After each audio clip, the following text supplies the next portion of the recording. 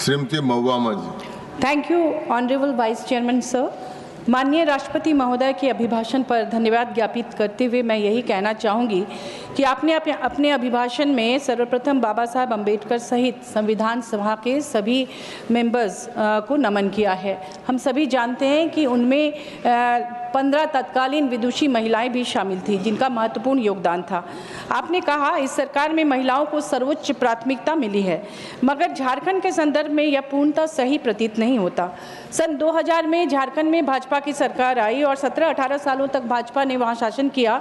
उस दौरान महिला तस्करी अपनी चरम सीमा पर थी।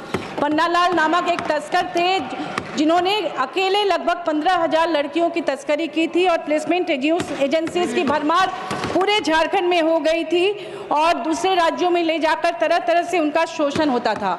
हमारे माननीय हेमंत सोरेन जी की सरकार ने 2019 के बाद उन लड़कियों को वापस घर लाया रेस्क्यू करके और उन्हें सम्मानजनक रोजगार से जोड़ने के तमाम प्रयास किए, जिनमें मैया सम्मान योजना उसी वजह से है ताकि वो उस आर्थिक मदद से अपने पैरों पर खड़ी हो जाए।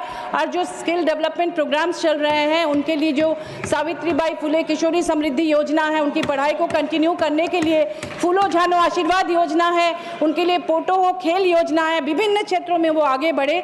इसके लिए जो तमाम योजनाएं उन्होंने लॉन्च की हैं और सरकार आपके द्वार उन्होंने लॉन्च किया कि पहले सरकारी दफ्तरों का चक्कर लगा लगा कर लोगों के चप्पल घिस जाते थे, अब सरकार उठकर उनके द्वार पर जा रही है, हर प्रखंड में जाकर हर पंचायत में जाकर वहाँ कैंप कर रही है और उनकी समस्याओं का समाधान कर रही है। लाखों एप्लीकेशंस आ रहे हैं, उन पर उसका निष्पादन तत्काल हमारी सरकार कर रही है। कुटीर उद्योग लग रहे हैं, ट्रैफिकिंग की समस्या अब लगभग खत्म हो चुकी है। आपने कहा इस सरकार में महिलाओं को सर्वोच्च प्राथमिकता मिली है, मगर सच तो यह है कि महिला हिंसा में अस्वाभाविक रूप से वृद्धि हुई है। हिंसा पीड़ित महिलाओं के लिए जो वन स्टॉप क्राइसिस सेंटर पूरे देश में बनाए गए हैं, आप जानते हैं कि उनकी कितनी भयावह स्थिति है।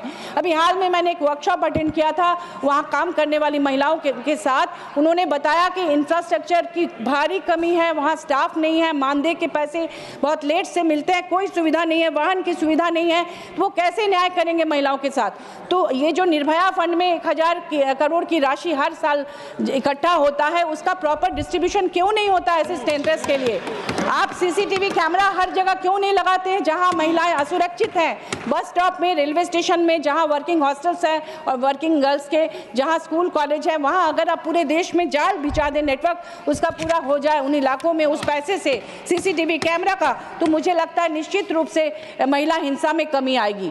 तीसरी बात, जिन महिला पुलिसकर्मियों को महिलाओं की सुरक्षा के लिए लगाया गया है, उनकी सुविधा के बारे में आपने कभी सोचा है? उनके लिए बैरक नहीं है कई जगह, वो पुलिसकर्मी पुरुष पुलिसकर्मी के साथ कई बार रात गुजारने के लिए बाध्य होती हैं, कई बार वो ड्रेस चेंज करने के लिए उनके पास कोई थाने में कोई ऐसा रूम नहीं होता है कि वो ड्रेस चेंज करें, उनके अलग बाथरूम नहीं होते हैं। तो इस पर क्यों नहीं ध्यान देती आपकी सरकार? एक तरफ आप महिलाओं को सर्वोच्च प्राथमिकता देने की बात करते हैं, दूसरी ओर आपकी सरकार ने वर्ष 2016-17 में एकेडमिक सेशन में झारखंड में 4096 सरकारी स्कूल को बंद करके मर्ज कर दिया और जो ग्रामीण और दुर्गम इलाके की लड़कियां हैं वो दूसरे गांव में नहीं जा पाती थी, नक्सल प्रभावित इलाके थे, तो उन्होंने ड्रॉप आउट बहुत ज़्यादा हो गया उनका स्कूल से, वो उनका नाम कट गया सुरक्षा कारणों से। लेकिन दूसरी ओर हमारे हेमंत सरकार ने शिक्षा को बेहतर बनाने के लिए सीएम एक्सीलेंस स्कूल ढेर सारे खोले हैं ताकि क्वालिटी एजुकेशन मिले और प्राइवेट स्कूल के साथ वो कम्पीट कर सके और स्मार्ट क्लासेस हो उनके लिए। मानव तस्करी बंद करने के लिए हमारी सरकार ने इतने सारे कदम उठाए। साथ ही उन्होंने हेमंत सोरेन जी ने मरंग गोम के Jaipal Singh Munda overseas scholarship scheme आरंभ किया।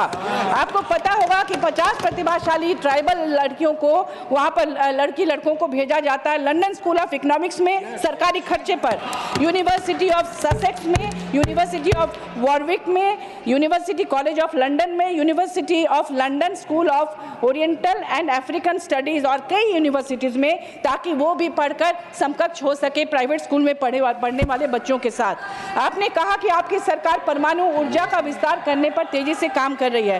क्या आपकी सरकार ने उसके दुष्परिणामों से बचाव के उपाय पर ध्यान दिया है?